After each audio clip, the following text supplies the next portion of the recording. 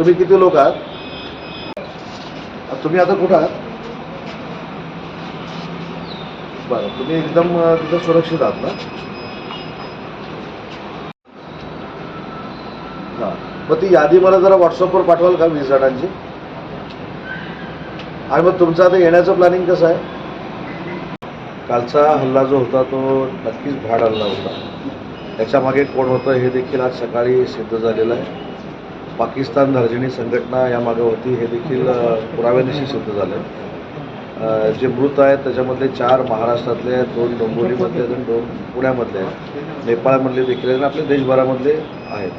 मला असं वाटतं की या हल्ल्याला माननीय नरेंद्र मोदी साहेब पंतप्रधान आणि गृहमंत्री यांनी अतिशय संवेदनशीलपणे घेतलेला आहे. या भ्याड हल्ल्याचा निषेध करत असताना या सगळ्या मंडळींना अद्दल देखील घडवली जाईल अशी शक्यता मला तरी वाटते.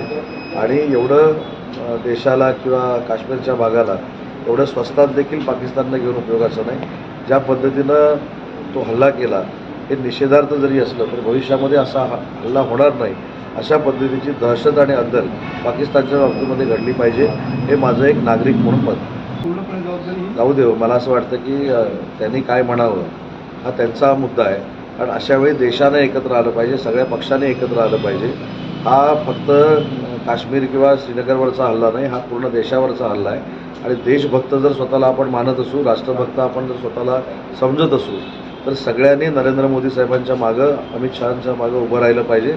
जे काही राजकारण करायचं ते आपण नक्की करू, पण देशाच्या अशा संकटामध्ये अशा पद्धतीचं घाणेरडं राजकारण करणं हे अतिशय वाईट आहे आणि त्याचा पण मी निषेध करतो. नाही, हा विषय नरेंद्र मोदी साहेब आंतरराष्ट्रीय स्तरावर मांडतील त्याच्यानंतरची ही भूमिका आहे. पण माझं नागरिक म्हणून, मंत्री म्हणून तर मत आहे, शासन म्हणून तर मत आहे, पण देशावर प्रेम करणारा आणि राष्ट्रावर प्रेम करणारा एक नागरिक म्हणून पाकिस्तानला अद्दल घडवलीच पाहिजे. कारण जी काही ह्या सगळ्या परिस्थिती निर्माण करण्याची भूमिका पाकिस्तान धार्जिण्या संस्था घेत आहेत त्यांना देखील अद्दल घडली पाहिजे. शेवटी पाकिस्तानवर बहिष्कार टाकणं, पाकिस्तानला दहशतवादी जाहीर करणं हा आंतरराष्ट्रीय स्तरावरचा भाग आहे. परंतु आपला देश म्हणून, आपला भारत देश म्हणून, भारत देशांच्या सैन्यामध्ये जी ताकद आहे ती जगातल्या कुठच्याही सैन्यामध्ये ताकद नाही. तर या सगळ्या सैन्याचा उपयोग करून पाकिस्तानला अद्दल घडली पाहिजे असं समजणारा मी कार्यकर्ता आहे. विशेष प्रयत्न कालपासूनच आम्ही सुरू केलेले आहेत. शिवसेनेचे मुख्य नेते एकनाथ शिंदेसाहेब त्यांच्या स्वतः संपर्कामध्ये आहेत.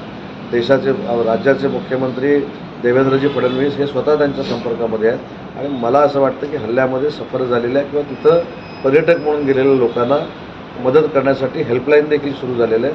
आणि पूर्ण महाराष्ट्र सरकार, महायुतीचं सरकार या सगळ्या परिस्थितीवर लक्ष ठेवलं. टाइम्स डिजिटलला लाईक करा, शेअर करा, सबस्क्राईब करा आणि बेल आयकॉन दाबायला विसरू नका.